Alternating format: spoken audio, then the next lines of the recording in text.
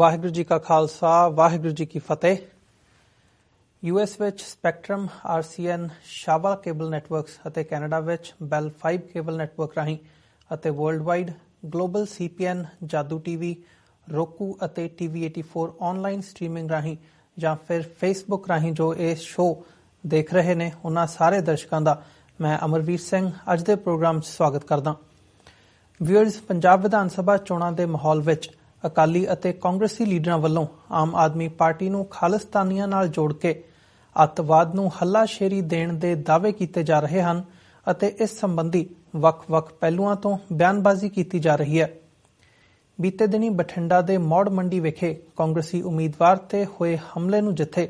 ਅਕਾਲੀ ਦਲ ਅਤੇ ਕਾਂਗਰਸ ਵੱਲੋਂ ਖਾਲਿਸਤਾਨ ਨਾਲ ਜੋੜਦਿਆਂ ਇਸ ਦਾ ਇਲਜ਼ਾਮ ਵੀ ਆਮ ਆਦਮੀ ਪਾਰਟੀ ਤੇ ਮੜਨ ਦੀ ਕੋਸ਼ਿਸ਼ ਕੀਤੀ ਗਈ, ਉੱਥੇ ਹੀ ਪੰਜਾਬ ਦੇ DGP ਸੁਰੇਸ਼ ਅਰੋੜਾ ਨੇ ਵੀ ਇਸ ਘਟਨਾ ਨੂੰ ਅੱਤਵਾਦੀ ਹਮਲਾ ਦੱਸਦਿਆਂ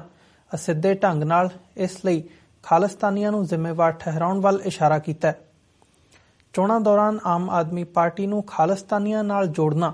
ਅਤੇ ਫਿਰ ਅੱਤਵਾਦ ਦੇ ਨਾਂ ਦੇ ਕੇ ਇਸ ਨੂੰ ਬਦਨਾਮ ਕਰਨ ਦੀ ਦਲ ਖਾਲਸਾ ਜਥੇਬੰਦੀ ਨੇ ਸਖਤ ਨਿਖੇਧੀ ਕੀਤੀ ਹੈ। ਅੱਜ ਦੇ ਸ਼ੋਅ ਵਿੱਚ ਅਸੀਂ ਇਸ ਸਾਰੇ ਘਟਨਾਕ੍ਰਮ ਸੰਬੰਧੀ ਦਲ ਖਾਲਸਾ ਦੇ ਪ੍ਰਧਾਨ ਸਰਦਾਰ ਹਰਪਾਲ ਸਿੰਘ ਚੀਮਾ ਨਾਲ ਗੱਲਬਾਤ ਕਰਾਂਗੇ। ਆਓ ਅੱਜ ਦੀ ਵਿਚਾਰ ਚਰਚਾ ਦੀ ਸ਼ੁਰੂਆਤ ਕਰਦੇ ਹਾਂ। ਹਾਂਜੀ ਚੀਮਾ ਸਾਹਿਬ, ਵਾਹਿਗੁਰੂ ਜੀ ਕਾ ਖਾਲਸਾ ਵਾਹਿਗੁਰੂ ਜੀ ਕੀ ਫਤਿਹ। ਵਾਹਿਗੁਰੂ ਜੀ ਕਾ ਖਾਲਸਾ ਵਾਹਿਗੁਰੂ ਜੀ ਕੀ ਫਤਿਹ ਜੀ ਸਾਰਿਆਂ ਨੂੰ। ਚੀਮਾ ਸਾਹਿਬ, ਤੁਹਾਡਾ ਸਵਾਗਤ ਹੈ ਜੀ ਅੱਜ ਦੇ ਸ਼ੋਅ ਦੇ ਵਿੱਚ। ਧੰਨਵਾਦ ਜੀ, ਤੁਹਾਨੂੰ ਬਹੁਤ ਬਹੁਤ ਧੰਨਵਾਦ। ਚੀਮਾ ਸਾਹਿਬ, ਸਾਰਿਆਂ ਤੋਂ ਪਹਿਲਾਂ ਮੈਂ ਇਸ ਸਾਰੇ ਘਟਨਾਕ੍ਰਮ ਬਾਰੇ ਤੁਹਾਡੀ ਰਾਏ ਜਾਣਨਾ ਚਾਹੂੰਗਾ, ਜੋ ਮੈਂ ਆਪਣੀ ਇੰਟਰੋਡਕਸ਼ਨ ਦੇ ਵਿੱਚ ਵੀ ਬਿਆਨ ਕੀਤਾ ਹੈ ਕਿ ਜਿਵੇਂ ਇਹ ਸਾਰਾ ਚੋਣ ਮਾਹੌਲ ਬਣਿਆ ਹੋਇਆ, ਇਹਦੇ ਵਿੱਚ ਕਿਵੇਂ ਖਾਲਿਸਤਾਨ ਨੂੰ ਇੱਕ ਫੀਅਰ ਫੈਕਟਰ ਦੇ ਤੌਰ ਤੇ ਵਰਤਦਿਆਂ ਆਮ ਆਦਮੀ ਪਾਰਟੀ ਨੂੰ ਵੀ ਨਿਸ਼ਾਨਾ ਬਣਾਇਆ ਜਾ ਰਿਹਾ ਹੈ ਤੇ ਜਿਹੜੀ ਖਾਲਿਸਤਾਨ ਦੀ ਮੂਵਮੈਂਟ ਹੈਗੀ ਹੈ ਜਾਂ ਉਹਦੇ ਨਾਲ ਜੁੜੇ ਹੋਏ ਕਾਰਕੁਨ ਨੇ ਉਹਨਾਂ ਨੂੰ ਬਦਨਾਮ ਕਰਨ ਦੀ ਇੱਕ ਸਾਜ਼ਿਸ਼ ਦੇ ਤੌਰ ਤੇ ਇਹਨੂੰ ਸਿੱਖ ਹਲਕਿਆਂ ਦੇ ਵਿੱਚ ਦੇਖਿਆ ਜਾ ਰਿਹਾ ਹੈ। ਸੋ ਇਸ ਸਾਰੇ ਘਟਨਾਕ੍ਰਮ ਨੂੰ ਤੁਸੀਂ ਕਿਵੇਂ ਦੇਖਦੇ ਹੋ? ਤੁਸੀਂ ਉੱਥੇ ਗਰਾਊਂਡ ਦੇ ਉੱਪਰ ਬੈਠੇ ਹੋ ਤੇ ਇਹਦੇ ਨਾਲ ਆਉਣ ਵਾਲੇ ਸਮੇਂ ਦੇ ਵਿੱਚ ਵੀ ਕੀ ਚੇਂਜ ਆ ਸਕਦੀ ਹੈ ਆਪਣੇ ਪੱਧਰ ਤੇ ਵੀ, ਤੇ ਜੇ ਸਰਕਾਰੀ ਐਡਮਿਨਿਸਟ੍ਰੇਸ਼ਨ ਦੇ ਤੌਰ ਤੇ ਦੇਖਣਾ ਹੋਵੇ ਤਾਂ ਉਹਨਾਂ ਵੱਲੋਂ ਵੀ ਕੀ ਰੁਖ ਅਪਣਾਇਆ ਜਾ ਸਕਦਾ ਹੈ? ਮੈਂ ਤੁਹਾਡੇ ਇਸ TV84 ਦੇ ਮਾਧਿਅਮ ਦੇ ਰਾਹੀਂ ਪਹਿਲਾਂ ਤਾਂ ਇੱਕ ਗੱਲ ਸਾਰੇ ਦੇਖਣ ਤੇ ਸੁਣਨ ਵਾਲੇ ਵੀਰਾਂ ਤੱਕ ਪਹੁੰਚਾਉਣੀ ਚਾਹੁੰਦਾ ਕਿ ਐਜ਼ ਏ ਜਥੇਬੰਦੀ ਤੌਰ ਤੇ ਦਲ ਖਾਲਸਾ ਦਾ ਇਹਨਾਂ ਚੋਣਾਂ ਦੇ ਵਿੱਚ ਕੋਈ ਸਿੱਧੇ ਤੌਰ ਤੇ ਪਾਰਟੀਸਪੇਸ਼ਨ ਨਹੀਂ ਹੈਗੀ ਜੀ, ਔਰ ਅਸੀਂ ਬਹੁਤ ਭਰੋਸੇ ਨਾਲ ਇਹ ਗੱਲ ਮਹਿਸੂਸ ਕਰਦੇ ਹਾਂ ਕਿ ਸਿੱਖ ਕੌਮ ਨੂੰ ਸਮੂਹਕ ਤੌਰ ਦੇ ਉੱਤੇ ਜੋ ਸਾਡੀਆਂ ਮੰਗਾਂ ਸਪੈਸ਼ਲੀ ਫॉर 1947 ਤੋਂ ਜਦੋਂ ਤੋਂ ਹਿੰਦੁਸਤਾਨ ਨੇ ਅਖੌਤੀ ਆਜ਼ਾਦੀ ਲਈ ਹੈ ਉਦੋਂ ਤੋਂ ਲੈ ਕੇ ਹੁਣ ਤੱਕ ਸਾਡੀ ਕੋਈ ਵੀ ਮੰਗ ਹੈ ਜਿਹੜੀ ਇਹ ਇਲੈਕਟੋਰਲ ਸਿਸਟਮ ਹੈ, ਜਿਹੜਾ ਇਹ ਵੋਟ ਪ੍ਰਣਾਲੀ ਦਾ ਸਿਸਟਮ ਹੈ, ਉਹਦੇ ਰਾਹੀਂ ਕਦੇ ਵੀ ਕੋਈ ਮੰਗ ਨਾ ਤੇ ਹਿੰਦੁਸਤਾਨ ਦੇ ਕਿਸੇ ਪਾਰਲੀਮੈਂਟ ਜਾਂ ਦੇ ਵਿੱਚ ਰਾਜ ਸਭਾ ਲੋਕ ਸਭਾ ਦੇ ਵਿੱਚ ਨਾ ਤੇ ਕਦੀ ਉਹ ਬਹਿਸ ਦਾ ਵਿਸ਼ਾ ਬਣੀ ਹੈ ਜਾਂ ਵਿਚਾਰ ਦਾ ਵਿਸ਼ਾ ਬਣੀ ਹੈ। ਸੋ ਅਸੀਂ ਇਸ ਗੱਲ ਵਿੱਚ ਪਹਿਲੀ ਗੱਲ ਤੌਰ ਤੇ ਮੈਂ ਦੱਸਣਾ ਚਾਹੁੰਦਾ ਕਿ ਅਸੀਂ ਇਹ ਗੱਲ ਪੂਰੇ ਤੌਰ ਤੇ ਸਮਝਦੇ ਹਾਂ ਕਿ ਸਿੱਖਾਂ ਨੂੰ ਉਹਨਾਂ ਦੇ ਕੌਮੀ ਮੁੱਦਿਆਂ ਦੇ ਉੱਤੇ ਇਸ ਵੋਟ ਤੰਤਰ ਦੀ ਰਾਜਨੀਤੀ ਦੇ ਨਾਲ ਕਦੇ ਇਨਸਾਫ ਨਹੀਂ ਮਿਲ ਸਕਦਾ। ਸੋ ਇਸ ਕਰਕੇ ਅਸੀਂ ਸਿੱਧੇ ਤੌਰ ਤੇ ਇਹਨਾਂ ਚੋਣਾਂ ਦੇ ਨਾਲ ਸਾਡਾ ਕੋਈ ਅਸੀਂ ਸੰਬੰਧ ਨਹੀਂ ਤੇ ਨਾ ਅਸੀਂ ਇਹਦੇ ਵਿੱਚ ਪਾਰਟੀਸਪੇਟ ਕਰ ਰਹੇ ਹਾਂ ਜੀ। ਬਿਲਕੁਲ। ਨੰਬਰ ਹੀ ਸੈਕਿੰਡ ਗੱਲ ਕਿ ਇੱਥੇ ਚੱਲਦੇ ਹੋਏ ਪੰਜਾਬ ਦੀ ਧਰਤੀ ਦੇ ਉੱਤੇ ਚੱਲਦੇ ਹੋਏ ਜਦੋਂ ਵੀ ਕੋਈ ਏਦਾਂ ਦੇ ਮਾਹੌਲ ਬਣਦੇ ਨੇ ਤਾਂ ਜ਼ਰੂਰ ਹੈ ਕਿ ਇਸ ਦੇ ਵਸਿੰਦੇ ਰਹਿੰਦਿਆਂ ਹੋਇਆਂ ਉਹਦੇ ਨਾਲ ਜੁੜੇ ਰਹੀਦਾ। ਉਹ ਉੱਥੇ ਰਾਜ ਕਰਨ ਵਾਲੀ ਜਿਹੜੀ ਹਕੂਮਤ ਹੈ ਉਹਦੀ ਸੋਚ ਹੈ ਜਿਹੜੀ ਉਹਦੇ ਪ੍ਰਤੀ ਲੋਕਾਂ ਨੂੰ ਆਗਾਜ਼ ਕਰਨਾ ਸਾਡਾ ਫਰਜ਼ ਬਣਦਾ ਹੈ। ਪਿਛਲੇ ਦਿਨਾਂ ਦੇ ਵਿੱਚ ਪਹਿਲੀ ਗੱਲ ਤਾਂ ਹਮੇਸ਼ਾ ਹੀ ਪਿਛਲੇ ਕੋਈ 60 ਸਾਲਾਂ ਤੋਂ ਦੋ ਹੀ ਪਾਰਟੀਆਂ ਪੰਜਾਬ ਦੇ ਵਿੱਚ ਇਹ ਖੇਡ ਰਹੀਆਂ ਨੇ। ਕਦੇ ਕਾਂਗਰਸ ਪਾਰਟੀ ਰਾਜ ਦੇ ਵਿੱਚ ਆ ਜਾਂਦੀ ਹੈ, ਰਾਜ ਸੱਤਾ ਜਾ ਜਾਂਦੀ ਹੈ, ਤੇ ਕਦੇ ਅਕਾਲੀ ਦਲ ਭਾਜਪਾ ਜਾਂ ਅਕਾਲੀ ਦਲ ਜਨਸੰਘ ਗੱਠਜੋੜ ਜਾਂ ਲੈਫਟਿਸਟਾਂ ਦੇ ਜਿਹੜੇ ਗੱਠਜੋੜ ਹੈ ਉਹ ਵੀ ਕਿਸੇ ਸਮੇਂ ਪੰਜਾਬ ਦੀ ਰਾਜ ਸੱਤਾ ਦਾ ਹਿੱਸਾ ਰਹੇ ਆ ਪਿਛਲੇ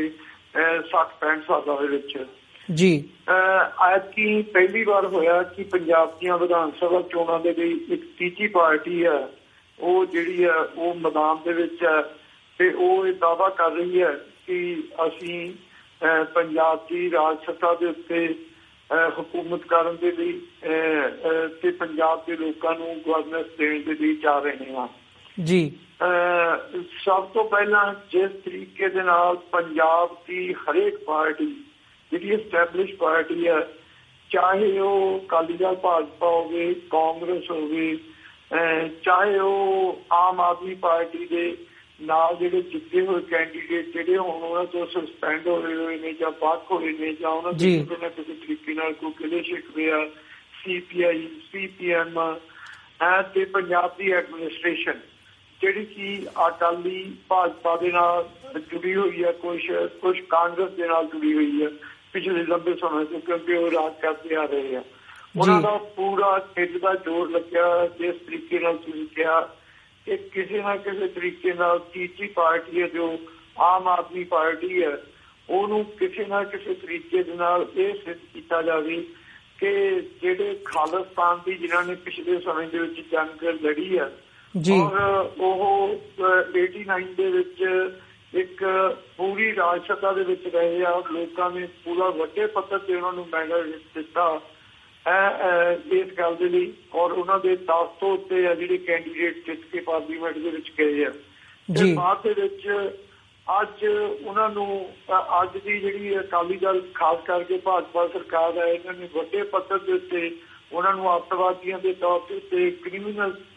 ਪੀਪਲਸ ਦੇ ਤੌਰ ਤੇ ਖਾਲਿਸਤਾਨ ਦੀ ਮੂਵਮੈਂਟ ਨੂੰ ਬਦਨਾਮ ਕੀਤਾ ਔਰ ਉਹ ਆਮ ਆਦਮੀ ਪਾਰਟੀ ਨੂੰ ਵੀ ਇਸੇ ਤਰੀਕੇ ਨਾਲ ਬਦਨਾਮ ਕਰ ਰਹੇ ਆ ਕਿ ਇਹ ਰਲੇ ਹੋਏ ਨੇ ਆਪਸ ਦੇ ਵਿੱਚ। ਇਹ ਅਗਰ ਆਮ ਆਦਮੀ ਪਾਰਟੀ ਰਾਜ ਸੱਤਾ ਚਾਹੁੰਦੀ ਹੈ ਤੇ ਉਸੇ ਤਰੀਕੇ ਦਾ ਮਾਹੌਲ ਪੈਦਾ ਹੋ ਜਾਊਗਾ। ਉਹਦੇ ਵਿੱਚ ਜਿਹੜਾ ਮੀਡੀਆ ਆ, ਜਿਹੜਾ ਇਲੈਕਟ੍ਰੋਨਿਕ ਮੀਡੀਆ, ਦੋ ਹੀ ਵੱਡੇ ਚੈਨਲ ਨੇ ਜਿਹੜੇ ਪੰਜਾਬ ਦੇ ਵਿੱਚ ਵੱਡੇ ਪੱਧਰ ਦੇ ਉੱਤੇ ਲੋਕ ਦੇਖਦੇ ਆ। ਇੱਕ ਤੇ PTC ਚੈਨਲ ਹੈ ਜਿਹੜਾ ਕਿ ਸੁਖਬੀਰ ਸਿੰਘ ਬਾਦਲ ਅਤੇ ਉਹਨਾਂ ਦੇ ਪਰਿਵਾਰ ਦੀ ਮਾਲਕੀਅਤ ਨਾਲ ਹੈ। ਇੱਕ ਫਾਸਟਵੇ ਚੈਨਲ ਹੈ, ਉਹਨਾਂ 'ਚ ਵੀ ਇਹਨਾਂ ਦੀ ਹਿੱਸੇਦਾਰੀ ਹੈ ਜਿਹੜੀ ਲੋਕਲ ਕੇਬਲ ਸਿਸਟਮ ਹੈ। ਤੇ GTV ਹੈ ਜਿਹੜਾ ਉਹ ਭਾਜਪਾ ਦਾ ਹਾਮੀ ਹੈ ਤੇ ਭਾਜਪਾ ਦੇ ਨਾਲ ਹੀ ਉਹਨਾਂ ਦੀ ਸਾਂਝ ਹੈ ਕਿਉਂਕਿ ਜਿਹੜਾ ਉਹਦਾ ਮਾਲਕ ਹੈ ਡਾਕਟਰ ਸੁਭਾਸ਼ ਚੰਦਰ ਉਹ ਵੀ ਭਾਜਪਾ ਦਾ ਹੀ ਬੰਦਾ ਹੈ। ਔਰ ਜਿਸ ਤਰੀਕੇ ਨਾਲ ਉਹਨੇ ਪਿਛਲੇ 2 ਦਿਨਾਂ ਤੋਂ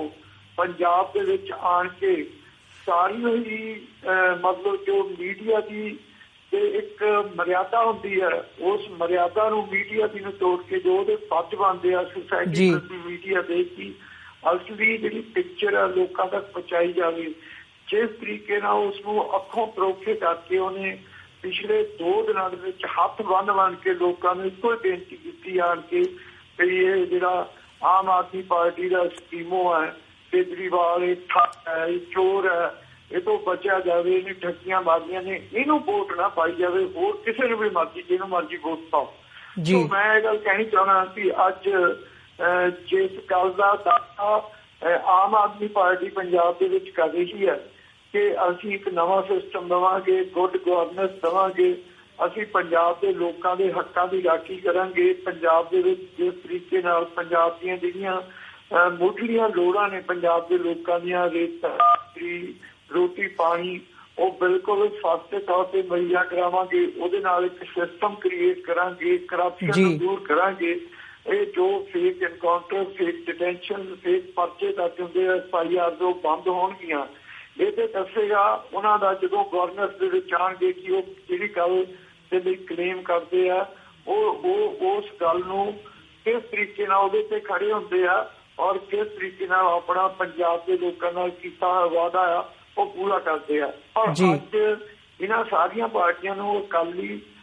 ਭਾਜਪਾ, ਕਾਂਗਰਸ ਨੂੰ ਇਹ ਲੱਗਦਾ ਹੈ ਕਿ ਉਹ ਪੰਜਾਬ ਦੇ ਵਿੱਚ ਅਗਰ ਆ ਗਏ ਤੇ ਸ਼ਾਇਦ ਸਾਡੀ ਜਿਹੜੀ ਖੇਡ 60 ਸਾਲ ਤੋਂ ਚੱਲਦੀ ਆ ਰਹੀ ਹੈ ਉਹ ਖਤਮ ਹੋ ਜਾਏਗੀ। ਔਰ ਇਸੇ ਤਰ੍ਹਾਂ ਇਸੇ ਦੌਰ ਦੇ ਵਿੱਚ ਉਹ ਹਮੇਸ਼ਾ ਹੀ ਪਿਛਲੇ ਦਿਨਾਂ ਦੇ ਵਿੱਚ ਕਿਤੇ ਉਹ ਕਿਸੇ ਦੇ ਘਰ ਰੋਟੀ ਖਾਣ ਲਈ ਗਿਆ ਤਾਂ ਵੀ ਉਹਨਾਂ ਨੇ ਇਹਨੂੰ ਬਦਨਾਮ ਕਰਨ ਦੀ ਕੋਸ਼ਿਸ਼ ਕੀਤੀ ਹੈ ਵੀ ਦੇਖੋ ਜੀ ਖੰਡ ਕੀਰਤਨੀ ਜਥਾ ਬੱਬਰ ਖਾਲਸਾ ਰਹਿੰਦੀ ਇੱਕ ਪੋਲੀਟੀਕਲ ਜਥੇਬੰਦੀ ਹੈ, ਉਹਦੇ ਘਰ ਰੋਟੀ ਖਾਣ ਚਲੇ ਗਿਆ, ਜਦੋਂ ਕਿ ਉਹ 50 ਵਾਰ ਅਸੀਂ ਸਾਰੇ ਹੀ ਮੈਂ ਵੀ ਜਿਹਦੇ ਵਿੱਚ ਸ਼ਾਮਲ ਹਾਂ ਕਿ ਅਸੀਂ ਪ੍ਰਕਾਸ਼ ਸਿੰਘ ਬਾਦਲ ਨੂੰ ਵੀ ਮਿਲਦੇ ਰਹੇ ਹਾਂ,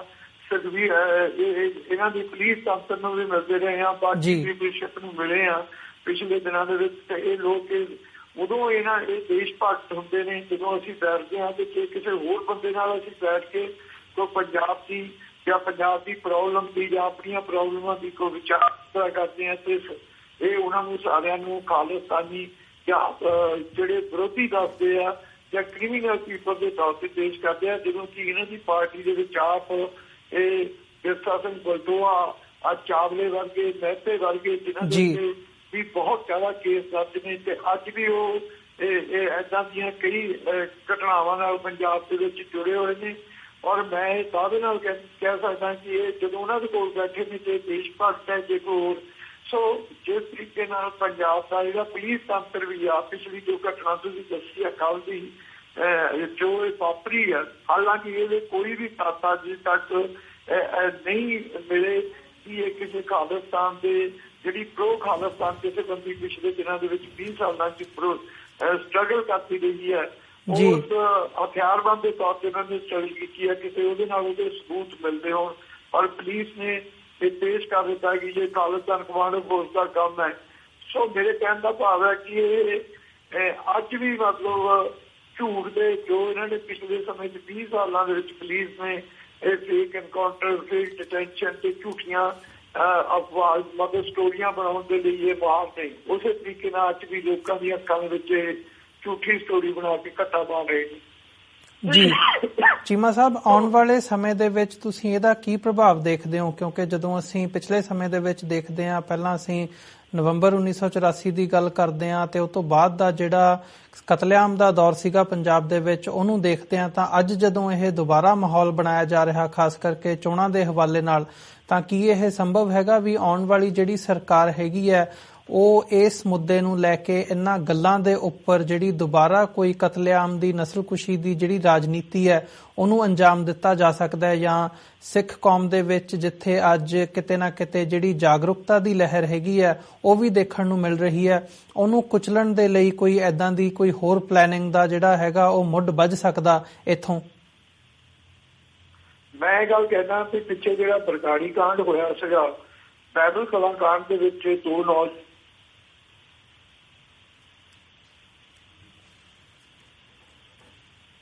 ਹੈਲੋ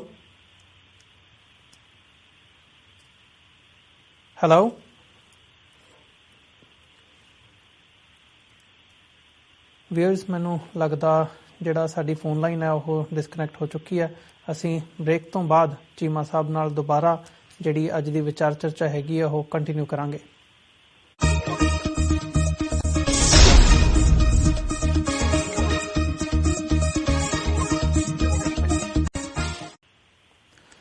ਜੀ ਵੀਅਰਸ, ਵਾਹਿਗੁਰੂ ਜੀ ਕਾ ਖਾਲਸਾ, ਵਾਹਿਗੁਰੂ ਜੀ ਕੀ ਫਤਿਹ। ਤੁਹਾਡਾ ਦੁਬਾਰਾ ਸਵਾਗਤ ਹੈ ਜੀ। ਅਸੀਂ ਹਰਪਾਲ ਸਿੰਘ ਚੀਮਾ ਨਾਲ ਜਿਹੜੇ ਦਲ ਖਾਲਸਾ ਦੇ ਪ੍ਰਧਾਨ ਨੇ ਉਹਨਾਂ ਨਾਲ ਆਪਣੀ ਵਿਚਾਰ ਚਰਚਾ ਦੀ ਮੁੜ ਸ਼ੁਰੂਆਤ ਕਰਦੇ ਹਾਂ। ਹਾਂਜੀ ਚੀਮਾ ਸਾਹਿਬ, ਵਾਹਿਗੁਰੂ ਜੀ ਕਾ ਖਾਲਸਾ, ਵਾਹਿਗੁਰੂ ਜੀ ਕੀ ਫਤਿਹ। ਵਾਹਿਗੁਰੂ ਜੀ ਕੀ ਫਤਿਹ ਜੀ। ਹਾਂਜੀ ਚੀਮਾ ਸਾਹਿਬ, ਤੁਸੀਂ ਗੱਲ ਕਰ ਰਹੇ ਸੀਗੇ ਇਸ ਸਾਰੇ ਮਾਹੌਲ ਦੇ ਬਾਰੇ ਕਿ ਆਉਣ ਵਾਲੇ ਸਮੇਂ ਦੇ ਵਿੱਚ ਇਹਦਾ ਕੀ ਪ੍ਰਭਾਵ ਬਣ ਸਕਦਾ ਹੈ, ਉਸ ਹਵਾਲੇ ਨਾਲ ਤੁਸੀਂ ਜ਼ਰੂਰ ਆਪਣੇ ਜਿਹੜੇ ਵਿਚਾਰ ਨੇ ਦਰਸ਼ਕਾਂ ਨਾਲ ਸਾਂਝੇ ਕਰੋ ਜੀ। ਨਹੀਂ, ਉਹ ਮੈਂ ਇਹ ਗੱਲ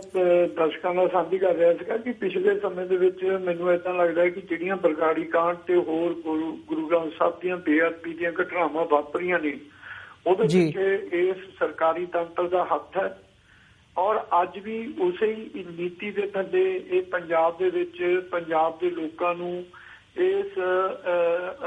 ਡਰਾ ਕੇ ਇਸ ਗੱਲ ਤੇ ਕਿ ਅਗਰ ਇੱਥੇ ਕੋਈ ਸਿਸਟਮ ਚੇਂਜ ਹੁੰਦਾ, ਕੋਈ ਹੋਰ ਪਾਰਟੀ ਰਾਜ ਕਰਨ ਦੇ ਲਈ ਆਉਂਦੀ ਹੈ ਤਾਂ ਕਿ ਇਹਨਾਂ ਦੀ ਜਿਹੜੀ ਆਪਸੀ ਖੇਲ ਹੈ ਦੋਨਾਂ ਪਾਰਟੀਆਂ ਦੀ ਉਹ ਚੱਲਦੀ ਰਹੇ, ਤਾਂ ਇਹ ਚਾਹੁੰਦੇ ਨੇ ਕਿ ਪੰਜਾਬ ਦੇ ਵਿੱਚ ਇਹਨੂੰ ਡਰਾ ਕੇ ਕਿ ਇੱਥੇ ਮਾਹੌਲ ਖਰਾਬ ਹੋ ਜਾਊਗਾ। ਜਦੋਂ ਕਿ ਜਿਹੜਾ ਮਾਹੌਲ ਅੱਜ ਤੋਂ ਪਹਿਲਾਂ ਖਰਾਬ ਹੋਇਆ ਪੰਜਾਬ ਦੇ ਵਿੱਚ, ਜੋ ਕਤਲੋਗਾਤ ਹੋਈ ਹੈ, ਉਹਦੇ ਅਸਲੀ ਜ਼ਿੰਮੇਵਾਰ ਹੈ ਜਿਹੜੇ ਇਹ ਜਾਂ ਤਾਂ ਕਾਂਗਰਸ ਸਰਕਾਰ ਹੈ, ਕਾਂਗਰਸ ਦੀ ਲੀਡਰਸ਼ਿਪ ਹੈ, ਔਰ ਜਾਂ ਇਹ ਅਕਾਲੀ ਭਾਜਪਾ ਸਰਕਾਰ ਵਾਲੇ ਨੇ। ਭਾਜਪਾ ਦੇ ਲੀਡਰ ਵੀ ਇਹਦੇ ਵਿੱਚ ਲਿਪੜੇ ਹੋਏ ਨੇ, ਉਹ ਵੀ ਦੁੱਧ ਧੋਤੇ ਨਹੀਂ, ਤੇ ਨਾ ਅਕਾਲੀ ਦਲ ਦੀ ਲੀਡਰਸ਼ਿਪ ਹੈ ਜਿਹੜੀ ਉਹ ਦੁੱਧ ਧੋਤੀ ਆ, ਨਾ ਇਹਨਾਂ ਨੇ ਇਨਸਾਫ ਦੇ ਵਿੱਚ ਕੋਈ ਰੋਲ ਅਦਾ ਕੀਤਾ। ਸੋ ਅੱਜ ਵੀ ਇਹ ਪੰਜਾਬ ਦੇ ਵਿੱਚ ਪੰਜਾਬ ਦੇ ਲੋਕਾਂ ਨੂੰ, ਹਿੰਦੂ ਮਾਨਸਤਾ ਨੂੰ ਡਰਾ ਕੇ ਇਹ ਜਿਹੜੀ ਵੋਟ ਹੈ ਇਹ ਆਪਣੇ ਪਾਲੇ ਦੇ ਵਿੱਚ ਖਿੱਚਣਾ ਚਾਹੁੰਦੇ ਨੇ, ਵੋਟ ਪੋਲਰਾਈਜੇਸ਼ਨ ਕਰਨਾ ਚਾਹੁੰਦੇ ਨੇ। ਮੈਂ ਨਹੀਂ ਸਮਝਦਾ ਕਿ ਇਹਨਾਂ ਗੱਲਾਂ ਦਾ ਪੰਜਾਬ ਦੇ ਲੋਕਾਂ ਦੇ ਉੱਤੇ ਅੱਜ ਕੋਈ ਅਸਰ ਹੋਊਗਾ। ਪੰਜਾਬ ਦੇ ਲੋਕ ਹੈ ਜਿਹੜੇ ਉਹ ਇਸ ਗੱਲ ਨੂੰ ਜਾਣ ਚੁੱਕੇ ਨੇ ਕਿ ਇਸ ਜੋ ਪਿਛਲੇ ਸਮੇਂ 'ਚ ਪੰਜਾਬ ਦੇ ਵਿੱਚ ਵਾਪਰਿਆ ਉਹਦੇ ਲਈ ਰੀਅਲੀ ਤੌਰ ਦੇ ਉੱਤੇ ਕੌਣ ਪਾਰਟੀਆਂ ਜਿਹੜੀਆਂ ਨੇ, ਕੌਣ ਲੀਡਰਸ਼ਿਪ ਹੈ ਜਿਹੜੀ ਉਹ ਜ਼ਿੰਮੇਵਾਰ ਹੈ। ਔਰ ਪੰਜਾਬ ਦੇ ਲੋਕ ਨਿਜਾਤ ਚਾਹੁੰਦੇ ਨੇ, ਉਹ ਇੱਕ ਬਦਲਾਅ ਚਾਹੁੰਦੇ ਨੇ, ਇੱਕ ਨਵਾਂ ਸਿਸਟਮ ਲੈ ਕੇ ਆਉਣਾ ਚਾਹੁੰਦੇ ਨੇ। ਜੀ ਚੀਮਾ ਸਾਹਿਬ, ਇਸੇ ਦੇ ਹਵਾਲੇ ਨਾਲ ਜਦੋਂ ਅਸੀਂ ਚੋਣਾਂ ਨੂੰ ਦੇਖਦੇ ਹਾਂ ਜਾਂ ਚੋਣਾਂ ਦੇ ਹਵਾਲੇ ਨਾਲ ਰਾਜਨੀਤੀ ਨੂੰ ਦੇਖਦੇ ਹਾਂ ਤਾਂ ਅਕਾਲੀ ਦਲ ਵੱਲੋਂ ਜਿਹੜਾ ਅੱਜ ਇੱਕ ਨਵੀਂ ਚੀਜ਼ ਸਾਹਮਣੇ ਆਈ ਹੈ ਉਹ ਇਹ ਹੈ ਕਿ ਬਠਿੰਡਾ ਤੇ ਮਾਨਸਾ ਜ਼ਿਲ੍ਹੇ ਦੀ ਜਿਹੜੀ ਅਕਾਲੀ ਦਲ ਦੀ ਲੀਡਰਸ਼ਿਪ ਹੈਗੀ ਹੈ ਉਹਨਾਂ ਵੱਲੋਂ ਸਿੱਧੇ ਰੂਪ ਦੇ ਵਿੱਚ ਬਠਿੰਡਾ ਵਿਖੇ ਇੱਕ ਸਮਾਗਮ ਦੇ ਵਿੱਚ ਸ਼ਮੂਲੀਅਤ ਕੀਤੀ ਗਈ, ਜਿੱਥੇ ਡੇਰਾ ਸਿਰਸਾ ਦੇ ਮੁਖੀ ਵੱਲੋਂ ਡੇਰਾ ਸਿਰਸਾ ਵੱਲੋਂ ਅਕਾਲੀ ਦਲ ਨੂੰ ਤੇ ਭਾਜਪਾ ਦਾ ਜਿਹੜਾ ਗੱਠਜੋੜ ਹੈ ਉਹਨੂੰ ਪੂਰਨ ਤੌਰ ਤੇ ਹਮਾਇਤ ਦੇਣ ਦਾ ਐਲਾਨ ਕੀਤਾ ਗਿਆ। ਤੇ ਜਿਹੜੇ ਅਕਾਲੀ ਦਲ ਦੇ ਲੀਡਰ ਹੈਗੇ ਨੇ ਉਹਨਾਂ ਵੱਲੋਂ ਅਕਾਲ ਤਖਤ ਦੇ ਫੈਸਲੇ ਨੂੰ, ਹੁਕਮਨਾਮੇ ਨੂੰ ਦਰਕਿਨਾਰ ਕਰਦਿਆਂ ਹੋਇਆਂ ਜਿਹੜਾ ਉਹਨਾਂ ਦੀ ਸਤਸੰਗ ਨੂੰ ਵਾਪਸ ਪੰਜਾਬ ਦੇ ਵਿੱਚ ਮੁੜ ਪੰਜਾਬ ਦੇ ਪਿੰਡਾਂ ਦੇ ਵਿੱਚ ਸ਼ੁਰੂ ਕਰਨ ਦਾ ਜਿਹੜਾ ਉਹ ਇੱਕ ਫੈਸਲਾ ਕੀਤਾ ਗਿਆ ਤੇ ਉਸ ਦੇ ਉੱਪਰ ਇੱਕ ਵਾਅਦਾ ਕੀਤਾ ਗਿਆ। ਸੋ ਇਹ ਜਿਹੜੀ ਡਿਵੈਲਪਮੈਂਟ ਹੈਗੀ ਹੈ ਇਹ ਅਕਾਲੀ ਦਲ ਦੀ ਡਿਵੈਲਪਮੈਂਟ ਨੂੰ ਤੁਸੀਂ ਆਪਣੀ ਨਜ਼ਰਾਂ ਦੇ ਵਿੱਚੋਂ ਕਿਵੇਂ ਦੇਖਦੇ ਹੋ? ਭਾਈ ਸਾਹਿਬ, ਮੈਂ ਬਾਹਲੇ ਬੰਦੇ NRI ਵੀਰ ਨੇ ਜਿਹੜੇ ਤੁਹਾਡੇ ਇਸ TV ਸ਼ੋਅ ਨੂੰ ਦੇਖ ਰਹੇ ਨੇ, ਮੈਂ ਉਹਨਾਂ ਨੂੰ ਬੇਨਤੀ ਕਰਦਾ ਕਿ ਇਹਨਾਂ ਲੋਕਾਂ ਨੇ ਕਦੇ ਵੀ ਇਹ ਨਾ ਤੇ ਸਿੱਖ ਨੇ ਨਾ ਇਹ ਸਿੱਖ ਕਿਸੇ ਵੀ ਜੋ ਸਿਧਾਂਤ ਹੈ ਉਹਨੂੰ ਫੋਲੋ ਕਰਦੇ ਨੇ। ਇਹ ਜ਼ਿੰਮੇਵਾਰ ਨੇ ਹੁਕਮਨਾਮਿਆਂ ਦੀ ਪਰੰਪਰਾਵਾਂ ਨੂੰ, ਇਹ ਸਾਡੇ ਜਿਹੜੀਆਂ ਇੰਸਟੀਟਿਊਸ਼ਨਸ ਨੇ ਅਕਾਲ ਤਖਤ ਸਾਹਿਬ ਦੇ ਇਹ ਜਥੇਦਾਰ ਦੀਆਂ ਪਦਵੀਆਂ ਨੂੰ ਰੋਲਣ ਦੇ ਲਈ, ਤੇ ਅੱਜ ਵੀ ਇਹ ਜਿੰਨਾ ਚਿਰ ਤੱਕ ਉਹਨਾਂ ਨੂੰ ਯੂਜ਼ ਕਰਦੇ ਸੀ ਆਪਣੀ ਰਾਜ ਸੱਤਾ ਦੇ ਦਿਨ ਲਈ ਤੇ ਇਹਨਾਂ ਨੂੰ ਚੰਗਾ ਲੱਗਦਾ ਸੀ, ਅੱਜ ਇਹਨਾਂ ਨੂੰ ਇਸ ਗੱਲ ਦਾ ਪਤਾ ਅਹਿਸਾਸ ਹੋ ਗਿਆ ਕਿ ਸਿੱਖ ਕਮਿਊਨਿਟੀ ਹੈ ਜਿਹੜੀ ਉਹ ਸਾਡੀਆਂ ਜੋ ਇਹਨਾਂ ਦੀਆਂ ਬਦਨੀਤੀਆਂ ਨੇ, ਜੋ ਇਹਨਾਂ ਦੀਆਂ ਬੇਈਮਾਨੀਆਂ ਨੇ, ਜੋ ਇਹਨਾਂ ਦੇ ਐਂਟੀ ਸਿੱਖ ਕਾਰਨਾਮੇ ਨੇ, ਉਹਨਾਂ ਨੂੰ ਇਹਨਾਂ ਦਾ ਚਿਹਰਾ ਸਾਫ਼ ਹੋ ਚੁੱਕਿਆ ਲੋਕਾਂ ਤੋਂ। ਇਹ ਹੁਣ ਤੇਰੇ ਵੀ ਹਿੰਦੁਸਤਾਨ ਦੀ ਪੈਦਾਇਸ਼ ਨੇ, ਸਿੱਖਾਂ ਨੂੰ ਵੰਡ ਕੇ, ਸਿੱਖ ਸ਼ਕਤੀ ਨੂੰ ਵੰਡ ਕੇ ਰਾਜ ਕਰਨ ਦੇ। ਔਰ ਅਕਾਲੀ ਦਲ ਭਾਜਪਾ ਜਿਹੜੀ ਇਹ ਪੂਰੇ ਤਰੀਕੇ ਦੇ ਨਾਲ ਹਿੰਦੁਸਤਾਨ ਦੇ ਇਹਨਾਂ ਕੰਮਾਂ ਦੇ ਵਿੱਚ ਭਾਗੀਦਾਰ ਹੈ ਕਿ ਡੇਰਿਆਂ ਨੂੰ ਐਸਟੈਬਲਿਸ਼ ਕਰਨਾ ਔਰ ਸਿੱਖੀ ਦੀ ਜਿਹੜੀ ਪਾਵਰ ਹੈ, ਸ਼ਕਤੀ ਹੈ, ਸਿੱਖੀ ਦਾ ਜੋ ਕੇਂਦਰੀਕਰਨ ਅਕਾਲ ਤਖਤ ਸਾਹਿਬ ਦੇ ਨਾਲ ਜੁੜਿਆ ਹੋਇਆ ਉਹਨੂੰ ਤੋੜਨਾ, ਔਰ ਉਹੀ ਕੰਮ ਅੱਜ ਇਹਨਾਂ ਨੇ ਕੀਤਾ ਡੇਰਿਆਂ ਨੂੰ ਐਸਟੈਬਲਿਸ਼ ਕਰਨ ਲਈ। ਤੇ ਅੱਜ ਉਹ ਡੇਰੇ ਆ ਜਿਹੜੇ ਉਹ ਇਹਨਾਂ ਨੂੰ ਪੇ ਬੈਕ ਕਰ ਰਹੇ ਨੇ। ਮਤਲਬ ਜੀ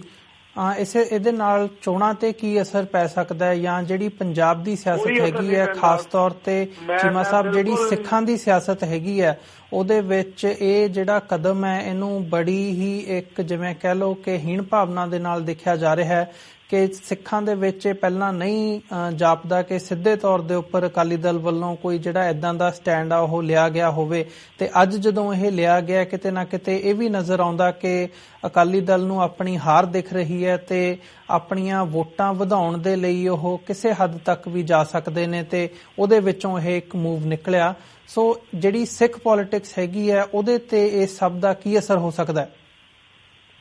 ਬਿਲਕੁਲ ਇਹਦਾ ਸਿੱਖ ਪੋਲਿਟਿਕਸ ਤੇ ਕੋਈ ਅਸਰ ਨਹੀਂ ਹੈ, ਪਰ ਅੱਜ ਵੀ ਕੁਛ ਜਿਹੜੇ ਸਿੱਖ ਨੇ, ਜਿਹੜੇ ਸਿੱਖਾਂ ਦੀ ਕੁਛ ਗਿਣਤੀ ਸਿੱਖਾਂ ਦੀ ਏਦਾਂ ਦੀ ਹੈ, ਖਾਸ ਕਰਕੇ ਕੁਛ ਵਿਦੇਸ਼ਾਂ 'ਚ ਬੈਠੇ ਨੇ, ਕੁਛ ਹਿੰਦੁਸਤਾਨ ਦੀ ਧਰਤੀ ਤੇ ਬੈਠੇ ਨੇ, ਜਿਹੜੇ ਅੱਜ ਵੀ ਬਾਦਲ ਨੂੰ ਜਾਂ ਇਹਨਾਂ ਲੋਕਾਂ ਨੂੰ, ਲੁਟੇਰਿਆਂ ਨੂੰ ਆਪਣਾ ਮਸੀਹਾ ਮੰਨਦੇ ਨੇ। ਔਰ ਮੇਰੀ ਉਹਨਾਂ ਨੂੰ ਬੇਨਤੀ ਹੈ ਕਿ ਅੱਜ ਡੇਰਿਆਂ ਤੋਂ ਜਿਹੜੀਆਂ ਇਹਨਾਂ ਲੋਕਾਂ ਦੇ ਅੱਗੇ ਜਿਨ੍ਹਾਂ ਨੇ ਅੱਜ ਤੱਕ ਸਾਡੇ ਗੁਰੂ ਗ੍ਰੰਥ ਸਾਹਿਬ ਦਾ ਅਪਮਾਨ ਕੀਤਾ, ਸਾਡੇ ਸਿਧਾਂਤ ਦਾ ਅਪਮਾਨ ਕੀਤਾ, ਦੇਖੋ ਕਿ ਇਹ ਲੀਡਰਸ਼ਿਪ ਹੈ ਜਿਹੜੀ ਇਹ ਸਿੱਖਾਂ ਦੇ ਕਿੱਥੇ ਖੜੀ ਹੈ। ਔਰ ਜੇ ਤੁਸੀਂ ਅੱਜ ਵੀ ਇਹਦਾ ਸਾਥ ਦਿੰਦੇ ਹੋ ਤਾਂ ਇਹਦਾ ਮਤਲਬ ਇਹ ਹੈ ਕਿ ਆਪਾਂ ਗੁਰੂ ਗ੍ਰੰਥ ਸਾਹਿਬ ਦੇ ਸ਼ਰੀਕ ਬਣਦੇ ਹਾਂ, ਆਪਾਂ ਆਪ ਹੀ ਗੁਰੂ ਗ੍ਰੰਥ ਸਾਹਿਬ ਨੂੰ ਮੰਨਣ ਵਾਲਿਆਂ ਦੇ ਵਿੱਚ ਹੈਗੇ। ਔਰ ਮੈਂ ਦਾਅਵੇ ਨਾਲ ਗੱਲ ਕਰ ਸਕਦਾ ਕਿ ਇਹਦਾ ਕੋਈ ਪ੍ਰਭਾਵ ਨਹੀਂ ਪੈਣਾ, ਕਿਉਂਕਿ ਤੁਸੀਂ ਦੇਖ ਲਓ ਪਿਛਲੇ ਸਮੇਂ ਦੇ ਵਿੱਚ ਹਰਿਆਣੇ ਦੀਆਂ ਚੋਣਾਂ 'ਚ ਡੇਰੇ ਨੇ BJP ਦੀ ਸਪੋਰਟ ਕੀਤੀ ਸੀਗੀ, ਔਰ ਇੱਥੇ ਇਹਨਾਂ ਦਾ ਸਭ ਤੋਂ ਵੱਡਾ ਆਧਾਰ ਹੈ ਸਰਸੇ ਦੇ ਵਿੱਚ, ਹਿਸਾਰ ਦੇ ਵਿੱਚ, ਉੱਥੇ ਇੱਕ ਵੀ ਸੀਟ ਹੈ ਜਿਹੜੀ ਉਹ BJP ਨੂੰ ਨਹੀਂ ਗਈ, ਸਾਰੀਆਂ ਸੀਟਾਂ ਐਨਿਲੋ ਨੂੰ ਜਿਹੜੀ ਲੋਕਤਾਲ ਹੈ ਉਹਨੇ ਜਿੱਤੀਆਂ ਨੇ ਉਸ ਏਰੀਏ ਦੇ ਵਿੱਚ ਜਿੱਥੇ ਇਹਨਾਂ ਦਾ ਆਧਾਰ ਹੈ। ਔਰ ਮੈਂ ਸਮਝਦਾ ਕਿ ਪੰਜਾਬ ਦੇ ਲੋਕ, ਪੰਜਾਬ 'ਚ ਰਹਿਣ ਵਾਲੇ ਲੋਕ ਹੈ ਜਿਹੜੇ, ਉਹ ਇਸ ਗੱਲ ਤੋਂ ਜਾਣੂ ਹੋ ਚੁੱਕੇ ਨੇ ਇਹਨਾਂ ਡੇਰਿਆਂ ਦੇ ਰੂਪ ਤੋਂ। ਮੈਨੂੰ ਨਹੀਂ ਲੱਗਦਾ ਕਿ ਉਹਨਾਂ ਦੇ ਕਿਸੇ ਵੀ ਪ੍ਰਭਾਵ ਦੇ ਥੱਲੇ ਆਣ ਕੇ ਇਹ ਜੋ ਡੇਰਿਆਂ ਤੋਂ ਇੰਸਟਰਕਸ਼ਨ ਆਈਆਂ ਉਹਨਾਂ ਨੂੰ ਫਾਲੋ ਕਰਨਗੇ ਜਾਂ ਉਹਨਾਂ ਦੇ ਦਿੱਤੇ ਕਰਨਗੇ, ਇਹਦਾ ਬਿਲਕੁਲ ਕੋਈ ਪ੍ਰਭਾਵ ਨਹੀਂ ਪਊਗਾ। ਪਰ ਸਿੱਖਾਂ ਨੂੰ ਇਹ ਸਮਝ ਲੈਣਾ ਚਾਹੀਦਾ ਕਿ ਇਹ ਲੋਕ ਹੈ ਜਿਹੜੇ ਇਹਨਾਂ ਦੇ ਅੰਦਰੂਨੀ ਚਿਹਰੇ ਨੰਗੇ ਹੋ ਗਏ ਆ। ਜੇ ਅੱਜ ਵੀ ਜਿਹੜੇ ਸਿੱਖ ਅੰਨੇ ਹੋ ਕੇ ਇਹਨਾਂ ਦੇ ਮਗਰ ਤੁਰੇ ਫਿਰਦੇ ਆ, ਉਹਨਾਂ ਨੂੰ ਇਹ ਦੇਖ ਲੈਣਾ ਚਾਹੀਦਾ ਕਿ ਉਹ ਗੁਰੂ ਨਾਨਕ ਦੇ ਵਾਰਸ ਕਹਾਉਣ ਦੇ ਹੱਕਦਾਰ ਹੈ ਕਿ ਨਹੀਂ ਹੈ। ਜੀ ਬਿਲਕੁਲ ਚੀਮਾ ਸਾਹਿਬ, ਇਹਨਾਂ ਦੋਵਾਂ ਇਸ਼ੂਜ਼ ਦੇ ਉੱਪਰ ਤੁਸੀਂ ਆਪਣਾ ਸਮਾਂ ਕੱਢ ਕੇ ਵਿਚਾਰ ਸਾਡੇ ਨਾਲ, ਸਾਡੇ ਦਰਸ਼ਕਾਂ ਦੇ ਨਾਲ ਸਾਂਝੇ ਕੀਤੇ ਆ। ਤੁਹਾਡਾ ਅਸੀਂ ਬਹੁਤ ਬਹੁਤ ਧੰਨਵਾਦ ਕਰਦੇ ਹਾਂ ਤੇ ਇਸੇ ਦੇ ਨਾਲ ਤੁਹਾਡੇ ਕੋਲੋਂ ਅੱਜ ਦੇ ਸ਼ੋਅ ਵਿੱਚ ਹੀ ਇਜਾਜ਼ਤ ਚਾਹਾਂਗੇ। ਵਾਹਿਗੁਰੂ ਜੀ ਕਾ ਖਾਲਸਾ, ਵਾਹਿਗੁਰੂ ਜੀ ਕੀ ਫਤਿਹ ਜੀ। ਧੰਨਵਾਦ ਜੀ। ਵਾਹਿਗੁਰੂ ਜੀ ਕਾ ਖਾਲਸਾ, ਵਾਹਿਗੁਰੂ ਜੀ ਕੀ ਫਤਿਹ। ਵਿਊਅਰਸ, ਇਸੇ ਦੇ ਨਾਲ ਜਾਂਦੇ ਜਾਂਦੇ ਮੈਂ ਤੁਹਾਨੂੰ ਅਪੀਲ ਕਰਦਿਆਂ ਕਿ ਸਾਨੂੰ TV 84 ਨੂੰ ਇਹ ਕਾਰਜ ਚੱਲਦਾ ਰੱਖਣ ਦੇ ਲਈ ਤੁਹਾਡੀ ਵਿੱਤੀ ਸਹਾਇਤਾ ਦੀ ਲੋੜ ਹੈਗੀ ਹੈ। ਤੁਸੀਂ ਸਾਨੂੰ ਡੋਨੇਟ ਕਰਨ ਲਈ tv84.tv ਤੇ ਜਾ ਕੇ ਸਾਨੂੰ ਮੰਥਲੀ ਡੋਨੇਸ਼ਨਸ ਦੇ ਲਈ ਪਲੈਜ ਕਰ ਸਕਦੇ ਹੋ। ਤੇ ਜੇ ਕੋਈ ਤੁਹਾਡਾ ਸਵਾਲ ਹੋਵੇ ਇਸ ਦੇ ਰਿਗਾਰਡਿੰਗ ਤਾਂ ਤੁਸੀਂ ਸਾਨੂੰ ਸੋਸ਼ਲ ਮੀਡੀਆ ਦੇ ਥਰੂ, ਸਾਡੇ ਫੇਸਬੁੱਕ ਪੇਜ ਦੇ ਥਰੂ ਕੰਟੈਕਟ ਕਰ ਸਕਦੇ ਹੋ ਜਾਂ ਫਿਰ ਈਮੇਲ ਦੇ ਥਰੂ tv84 donate@tv84.gmail.com ਤੇ ਤੁਸੀਂ ਸਾਨੂੰ ਈਮੇਲ ਵੀ ਲਿਖ ਸਕਦੇ ਹੋ। ਇਸੇ ਦੇ ਨਾਲ ਅਸੀਂ ਅੱਜ ਦਾ ਸ਼ੋਅ ਇੱਥੇ ਹੀ ਸਮਾਪਤ ਕਰਦੇ ਹਾਂ। ਕੱਲ ਨੂੰ ਤੁਹਾਡੇ ਨਾਲ ਫਿਰ ਮੁਲਾਕਾਤ ਹੋਵੇਗੀ ਜੀ। ਇਜਾਜ਼ਤ ਦਿਓ। ਵਾਹਿਗੁਰੂ ਜੀ ਕਾ ਖਾਲਸਾ, ਵਾਹਿਗੁਰੂ ਜੀ ਕੀ ਫਤਿਹ।